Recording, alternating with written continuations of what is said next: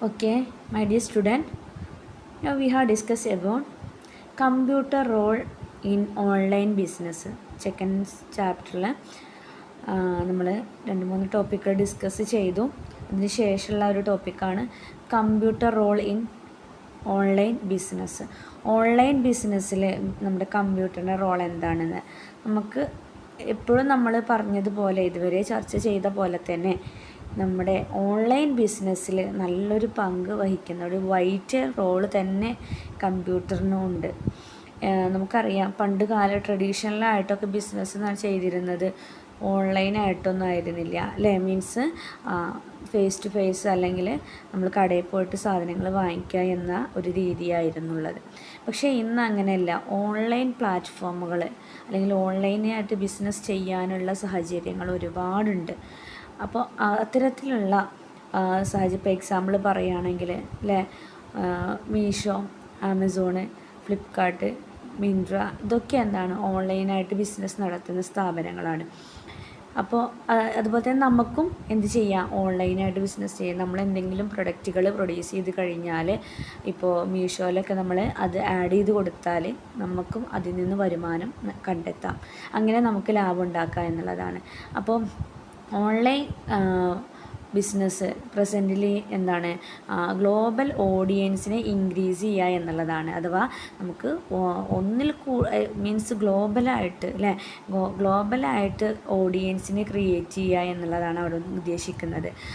ഒരു ഏരിയയോ അല്ലെങ്കിൽ ഒരു സിറ്റിയോ ഒന്നും അല്ല അവിടെ ഫോക്കസ് ചെയ്യുന്നു അല്ലേ. മൊത്തത്തിൽ ഡിജിറ്റൽ വേൾഡിനെ മൊത്തത്തിൽ തന്നെ എയിം ചെയ്തുകൊണ്ടുള്ള ഒരു സംഗതിയാണ് ഓൺലൈൻ ബിസിനസ് എന്ന് പറയുന്നത്. നമ്മൾ ഒരു സ്ഥലത്ത് കടയിട്ട് കഴിഞ്ഞ് ഒരു പർട്ടിക്കുലർ പ്ലേസിൽ ബിസിനസ് തുടങ്ങി കഴിഞ്ഞാൽ ആ സ്പേസിലുള്ള അല്ലെങ്കിൽ ആ സ്ഥലത്തുള്ള ആളുകളാണ് ആ ബിസിനസ്സിനെ കുറിച്ചിട്ട് കൂടുതലായിട്ട് അറിയുക.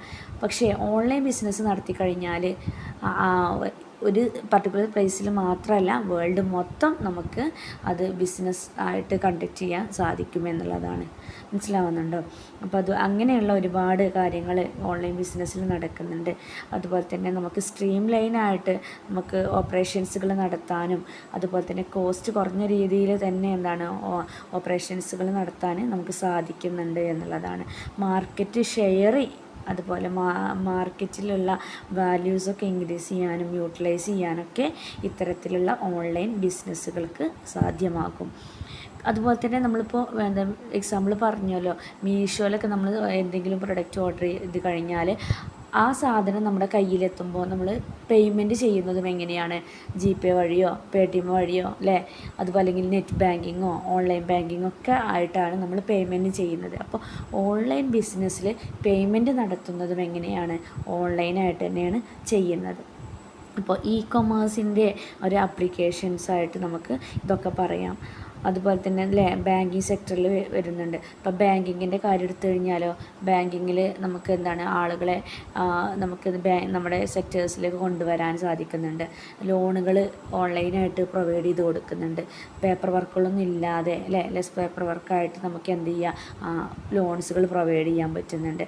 പിന്നെ അതുപോലെ തന്നെ മറ്റ് റിപ്പോർട്ടുകൾ അല്ലെങ്കിൽ നമ്മുടെ ഈ പാസ്ബുക്കുകളൊക്കെ നമുക്ക് ഓൺലൈനായിട്ട് കിട്ടുന്നുണ്ട്. അങ്ങനെ ഒരുപാട് ഫെസിലിറ്റീസ് ഈ ഓൺലൈനായിട്ട് നമുക്ക് കിട്ടുന്നുണ്ട് ബാങ്കിങ്ങിൻ്റെ കേസിൽ. അപ്പോൾ ഓൺലൈൻ ബിസിനസ്സുകളൊക്കെ വലിയൊരു പ്രാധാന്യം ഈ ഒരു ഡിജിറ്റൽ വേൾഡിൽ ഉണ്ട്. അതുപോലെ തന്നെ കമ്പ്യൂട്ടറിനും ഒരു വൈറ്റ് റോള് അത് വഹിക്കുന്നുണ്ട്. അപ്പോൾ ഇതിൻ്റെ ഒരു ഓവർവ്യൂ ആണ്. അപ്പോൾ ഇത് നിങ്ങൾ പഠിക്കട്ടോ. ഓക്കെ, നെക്സ്റ്റ് പറയുന്നത് computer role in online banking and finance ആണ്. ഓൺലൈൻ ബാങ്കിങ്, ഓൺലൈൻ ബിസിനസ് നമ്മൾ എന്താണെന്ന് പറഞ്ഞു അല്ലേ. അതുപോലെ തന്നെ ഓൺലൈൻ ബാങ്കിങ്ങും ഓൺലൈൻ ഫിനാൻസും ആ 2 ടോപ്പിക്കും കൂടെ നമുക്ക് അതിൽ വരുന്ന കമ്പ്യൂട്ടറിൻ്റെ റോള് നോക്കുന്നുണ്ട്. ഇപ്പോൾ ബാങ്കിങ്ങിൻ്റെ കേസ് എടുത്തു കഴിഞ്ഞാൽ പ്ലാസ്റ്റിക് മണി അല്ലേ, പ്ലാസ്റ്റിക് മണി നല്ലതാ ATM കാർഡ് അല്ലേ, ഡെബിറ്റ് കാർഡ് ഉണ്ട്, ക്രെഡിറ്റ് കാർഡ് ഉണ്ട്, അതുപോലത്തെ എല്ലാം മറ്റ് കാർഡുകളൊക്കെ ഉണ്ട്. അപ്പോൾ ആ പ്ലാസ്റ്റിക് കൊണ്ടുണ്ടാക്കിയതുകൊണ്ടാണ് അതിന് പ്ലാസ്റ്റിക് കാർഡ് എന്ന് പറയുന്നത്. അപ്പോൾ ഇതൊക്കെ നമുക്ക് ഓൺലൈൻ ബാങ്കിങ്ങിന് നല്ല രീതിയിലുള്ള ഒരു വാല്യൂ നമുക്ക് ക്രിയേറ്റ് ചെയ്യാൻ പറ്റും. അതുപോലെ തന്നെ ഫിസിക്കലായിട്ട് നമ്മൾ ക്യാഷ് കയ്യിൽ വെക്കുക, അല്ലെങ്കിൽ അതുമായി ബന്ധപ്പെട്ട ട്രാൻസാക്ഷൻസുകൾ നടത്തുക. ഒരാളെ അക്കൗണ്ടിൽ നിന്ന് മറ്റൊരാൾക്ക് പിന്നെ ക്യാഷ് ഇടണമെങ്കിൽ ആ ക്യാഷ് കൊണ്ടുപോയി ബാങ്കിൽ പോയി നിന്ന് അല്ലേ ബാങ്ക് വഴി ചെയ്യുക. അതൊന്നും ഇന്നത്തെ കാലത്ത് എന്താണ് നടക്കുന്നില്ല. ഇതൊക്കെ എന്താണ് ഓൺലൈനായിട്ടാണ് നടക്കുന്നത്. മനസ്സിലാവുന്നുണ്ടോ? മൊബൈൽ ആപ്പ് വഴിയൊക്കെ ആയിട്ടാണ് ഇത് നടക്കുന്നത്. ഇപ്പോൾ നമ്മൾ ഒരു സാധനം പർച്ചേസ് ചെയ്ത് കഴിഞ്ഞാൽ ആ പർച്ചേസ് ചെയ്യുന്നത് എന്താണ് നമ്മൾ ഓൺലൈനായിട്ടാണ് ചെയ്യുന്നത്. ഇപ്പോൾ ഒരു ഫെഡ് മോബ് ഇപ്പോൾ ഫെഡറൽ ബാങ്കിൻ്റെ ഒരു എക്സാമ്പിൾ പറയുകയാണെങ്കിൽ ഫെഡ് മോബ് നമ്മൾ എടുത്തു കഴിഞ്ഞാൽ ഒക്കെ എന്താണ് നമുക്ക് അതിൽ തന്നെ നമ്മുടെ ATM കാർഡ് സെറ്റ് ചെയ്യാൻ നമുക്ക് സാധിക്കും. മനസ്സിലാവുന്നുണ്ടോ? ഇനി അതിൽ തന്നെ ക്രെഡിറ്റ് കാർഡ് നമുക്ക് ചെയ്യാൻ പറ്റും. ഈ ക്രെഡിറ്റ് കാർഡിൽ നമ്മൾ ക്യാഷ് പിൻവലിച്ച് കഴിഞ്ഞാൽ അത് പേയ്മെൻറ്റ് ചെയ്യണമെന്നെങ്കിലും എന്താണ് നമുക്ക് ഓൺലൈനായിട്ട് ചെയ്യാം. ഓക്കെ, അപ്പോൾ കാർഡ് ഇതിൽ അറ്റാച്ച് ചെയ്യാൻ പറ്റും എന്നുള്ളതാണ്. ഓൺലൈനായിട്ട് നമുക്ക് അറ്റാച്ച് ഫിസിക്കലായിട്ട് ക്യാഷ് കൊണ്ടുള്ള ഒരു രീതി ഒഴിവായിട്ടുണ്ട് എന്നുള്ളതാണ് മനസ്സിലാക്കേണ്ടത്. ഇതിൽ നമുക്ക് ക്യാഷ് നഷ്ടപ്പെടുന്നില്ല, പേടി വേണ്ട. അതുപോലെ തന്നെ നമുക്ക് കൺവീനിയൻ്റ് ആയിട്ടുള്ള ആ സമയത്ത് നമുക്ക് ചെയ്യാം. ഓക്കെ, അങ്ങനെയുള്ള ഒരുപാട് കാര്യങ്ങൾ മനസ്സിലാക്കുന്നുണ്ട്. ഇപ്പോൾ ATM കാർഡ്, അതുപോലെ debit card, credit card means, പിന്നെ അതുപോലെ വാലറ്റുകൾ, അങ്ങനെ ഒരുപാട് പ്ലാസ്റ്റിക് കാർഡുകൾ ഉണ്ട്. അപ്പോൾ ഇതൊക്കെ നമ്മുടെ കയ്യിൽ ഫിസിക്കൽ ക്യാഷ് വെക്കാതെ തന്നെ നമുക്ക് നമ്മുടെ കയ്യിൽ ക്യാഷ് ഉണ്ട് എന്ന് പറയാൻ പറ്റുന്ന സംഗതിയാണ്. ഓക്കെ, ഇനി ഒരു ഹോസ്പിറ്റലിൽ പോയി കഴിഞ്ഞാൽ നമ്മൾ എന്ത് ചെയ്യുക? നമ്മുടെ കാർഡ് സ്വൈപ്പ് ചെയ്തുകൊണ്ട് നമ്മൾ കാർഡ് കൊടുത്തു കഴിഞ്ഞാൽ നമുക്ക് നമ്മുടെ കാര്യം കഴിഞ്ഞിട്ട് പോരാ അല്ലേ? ഹോസ്പിറ്റലിൽ പോയിട്ട് OP ടിക്കറ്റ് എടുക്കണമെങ്കിലും കാർഡ് കൊടുക്കുക. അതുപോലെ തന്നെ മെഡിസിൻസ് വാങ്ങുന്നിടത്ത് അവിടെ ബില്ലിങ്ങിലും കാർഡ് കൊടുക്കുക. പെട്രോൾ പമ്പിൽ പോയ കാർഡ് കൊടുക്കുക, റെസ്റ്റോറൻറ്റിൽ പോയി കാർഡ് കൊടുക്കുക. എല്ലാ രീതിയിലും കാർഡ് യൂസ് ചെയ്യാൻ സാധിക്കുന്നുണ്ട്. ഇനി നെക്സ്റ്റ് പറയുന്നത് സെൽഫ് എൻക്വയറി ഫെസിലിറ്റിയാണ്. സെൽഫ് എൻക്വയറി ഫെസിലിറ്റീസിൽ പറയുന്നത് online banking allows users view their account balance അല്ലേ? നമുക്ക് നമ്മുടെ അക്കൗണ്ട്സിലെ ബാലൻസ് അറിയാം, ഹിസ്റ്ററി അറിയാം, ട്രാൻസാക്ഷൻ ഹിസ്റ്ററി അറിയാം. അതുപോലെ തന്നെ മറ്റു അക്കൗണ്ട് ഇൻഫർമേഷൻസുകൾ നമുക്ക് അറിയാൻ പറ്റുന്നുണ്ട്. ഇതെല്ലാം നമുക്ക് നമ്മുടെ മൊബൈൽ ഫോൺ ഉപയോഗിച്ചുകൊണ്ട് നമുക്ക് അറിയാൻ സാധിക്കും. നമ്മൾ ഈ ഒരു മാസം നമുക്ക് ആരൊക്കെ ക്യാഷ് അയച്ചു, നമ്മുടെ കയ്യിൽ നിന്ന് എത്ര ചിലവായി അല്ലേ? അങ്ങനെയുള്ള ട്രാൻസാക്ഷൻ ഹിസ്റ്ററി ചെയ്യാം. അതുപോലെ തന്നെയാണ് ബാലൻസ് അറിയാൻ പറ്റുന്നുണ്ട്, ഒക്കെ നമുക്ക് ചെയ്യാൻ പറ്റുന്നുണ്ട്. ഇനി അതിൽ തന്നെ കോയിൻസുകൾ നമുക്ക് പോയിൻറ്റ്സ് എത്ര കയറി, സിബിലിനെ ബാധിച്ചിട്ടുണ്ടോ എന്നൊക്കെ നമുക്ക് അറിയാൻ പറ്റും. സെൽഫ് എൻക്വയറി ആയിട്ട് ഫെസിലിറ്റീസുകൾ ഈ ഒരു കമ്പ്യൂട്ടറിൽ ഉണ്ട് എന്നുള്ളതാണ്. നെക്സ്റ്റ് പറയുന്നത് റിമോട്ട് ബാങ്കിങ് ആണ്. റിമോട്ട് ബാങ്കിങ്ങിലും ഇതുതന്നെയാണ് പറയുന്നത് കേട്ടോ. Means access banking services from anywhere with internet connection eliminating need for physical branches visit. നമുക്ക് ഫിസിക്കലായിട്ട് ബ്രാഞ്ചിൽ വിസിറ്റ് ചെയ്യാതെ തന്നെ നമുക്ക് വീട്ടിലിരുന്നു കൊണ്ട് നമ്മുടെ നെറ്റ്വർക്ക് ഉപയോഗിച്ചുകൊണ്ട് സ്മാർട്ട് ഫോണിൽ നമുക്ക് നമ്മുടെ കാര്യങ്ങൾ ചെയ്യാം. ഒറ്റ ക്ലിക്കിൽ തന്നെ നമ്മുടെ കാര്യങ്ങൾ ചെയ്ത് വരാമെന്നുള്ളതാണ് ഉദ്ദേശിക്കുന്നത്. Next signature retrieval facilities. നമ്മൾ പണ്ടൊക്കെ സൈൻ ചെയ്ത് കൊടുത്തിട്ടുണ്ടായിരുന്നു അല്ലേ? നമ്മൾ ഒരു സൈൻ ചെയ്ത് കൊടുത്താൽ അടുത്ത ടൈമിൽ നമ്മൾ സൈൻ ചെയ്യുമ്പോൾ ചിലപ്പോൾ അത് മാറും. അപ്പോൾ ഇപ്പം അങ്ങനെയൊന്നുമല്ല അല്ലേ? Digital signing. ഈ ഡിജിറ്റൽ സൈനിങ് എവിടെ വേണമെങ്കിലും എപ്പോൾ വേണമെങ്കിലും കിട്ടും. അപ്പോൾ ഡിജിറ്റൽ സൈനിങ്ങിനൊക്കെ ഉള്ള ഫെസിലിറ്റീസ് വരുന്നുണ്ട്. അപ്പം ഇതൊക്കെ പേപ്പർ വർക്കുകൾ റെഡ്യൂസ് ചെയ്യാൻ സാധിക്കുന്നുണ്ട്. ഓക്കെ, നെക്സ്റ്റ് സെൻട്രലൈസ്ഡ് ഇൻഫർമേഷനാണ്. സെൻട്രലൈസ്ഡ് ഇൻഫർമേഷനിൽ എന്താ പറയുന്നത്?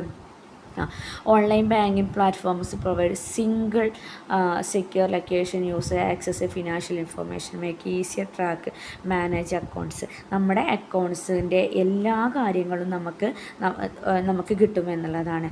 അപ്പോൾ അതിനുള്ളൊരു സിംഗിൾ പ്ലാറ്റ്ഫോമായിട്ട് തന്നെ നമുക്ക് ഓൺലൈൻ ബാങ്കിങ്ങിനെ കാണാൻ പറ്റും.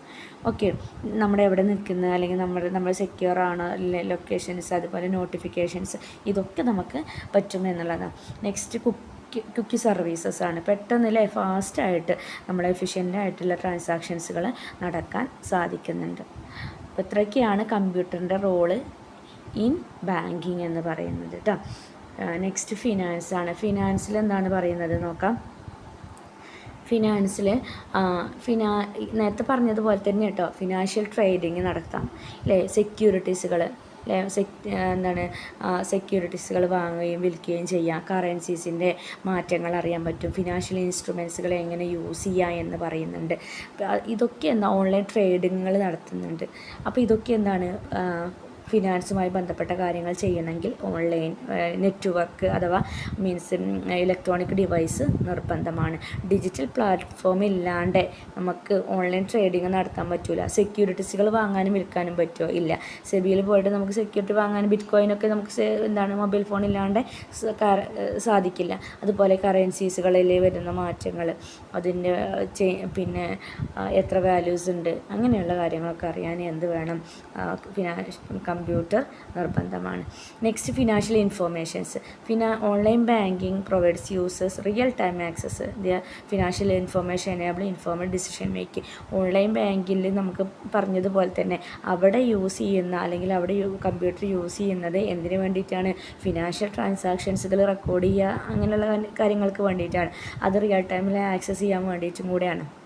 അപ്പോൾ ഫിനാൻഷ്യൽ ഇൻഫോർമേഷൻസിനെ അടിസ്ഥാനത്തിൽ നമുക്ക് എന്ത് ചെയ്യാം? ഡിസിഷൻ മേക്കിംഗ് എടുക്കാനൊക്കെ സാധിക്കുന്നുണ്ട്. പിന്നെ ഓർഗനൈസിങ് ഡാറ്റ. ഓർഗനൈസിങ് എന്ന് പറഞ്ഞാൽ നമ്മൾ കറക്റ്റായിട്ട് ഫിനാൻഷ്യൽ ഡാറ്റയെ അറേഞ്ച് ചെയ്ത് വെക്കാനുള്ള ഒരു ടൂള് ആയിട്ട് നമുക്ക് കമ്പ്യൂട്ടർ ഉപയോഗിക്കാം. പിന്നെ അതുപോലെ എന്താണ് എക്സ്പെൻസുകൾ ട്രാക്ക് ചെയ്യാനും ഇൻകംസും അതുപോലെ ഫിനാൻഷ്യൽ മെട്രിക്സുകളൊക്കെ അറിയാനൊക്കെ എന്താണ് നമുക്ക് ഈ കമ്പ്യൂട്ടർ ഉപയോഗിക്കുന്നുണ്ട്. Okay. Next data storage. Data store ചെയ്ത് വെക്കാനും എന്തുപയോഗിക്കുന്നുണ്ട്? കമ്പ്യൂട്ടർ. നമുക്കറിയാം വൈഡ് അല്ലെങ്കിൽ വാസ്റ്റ് നോളേജിലെ കണ്ടൻസുകൾ ഉണ്ടായിരിക്കും. അപ്പോൾ അത് നമുക്ക് സ്റ്റോർ ചെയ്ത് വെക്കാനും എന്താണ് കമ്പ്യൂട്ടർ നിർബന്ധമാണ്. നമ്മൾ പേപ്പറിലൊക്കെയാണ് നമ്മൾ മാനുവലായിട്ട് ചെയ്തതാണെങ്കിൽ അതിനായിട്ടൊരു പ്രത്യേക സ്പേസ് സ്റ്റോറേജ് റൂം തന്നെ വേണ്ടി വരും അല്ലേ. അപ്പോൾ നമ്മുടെ കമ്പ്യൂട്ടറിൽ നോർമലി ഒരു കുറച്ച് കാലത്തേക്ക് ഇപ്പോൾ വലിയ വലിയ ബിസിനസ് സ്ഥാപനമൊക്കെ ആണെങ്കിൽ നമുക്ക് അങ്ങനെ സ്റ്റോർ ചെയ്ത് വെക്കാൻ സ്പേസ് ഉണ്ടാവില്ല. ഇപ്പോൾ ലുലു പോലത്തെ ഉള്ള മാളിലൊക്കെ എന്താണ് അവരുടെ കാര്യങ്ങൾ സ്റ്റോർ ചെയ്ത് വെക്കാൻ പിന്നെ സ്റ്റോറേജ് എന്ന് പറയുന്ന ഒരു ഫെസിലിറ്റീസ് അല്ലെങ്കിൽ അത് പർച്ചേസ് ചെയ്യുന്ന കമ്പനികളുണ്ട്. സ്റ്റോറേജ് സ്പേസ് കൊടുക്കുന്ന കമ്പനീസിൽ നിന്നും അത് പർച്ചേസ് ചെയ്തിട്ട് നമ്മൾ റൂം വാടക കൊടുക്കൂലേ, എന്നിട്ട് സ്റ്റോർ ചെയ്ത് വെക്കൂലേ, അതുപോലെ സ്റ്റോറേജ് സ്പേസ് എടുത്തിട്ട് അതിനൊരു നിശ്ചിത എമൗണ്ട് റെൻ്റായിട്ട് കൊടുക്കുന്ന കമ്പനികളുണ്ട് കേട്ടോ. അപ്പോൾ അങ്ങനെയൊക്കെ നമുക്കിതിൽ ഡാറ്റ സ്റ്റോർ ചെയ്ത് വെക്കാൻ പല പല ഓപ്ഷൻസുകൾ ഉണ്ട്. നെക്സ്റ്റ് കൺവീനിയൻസ് ആണ്. നമുക്കറിയാം അല്ലേ, നമുക്ക് digital finance tools offer convenience enable users manage their finance anywhere any time അല്ലേ.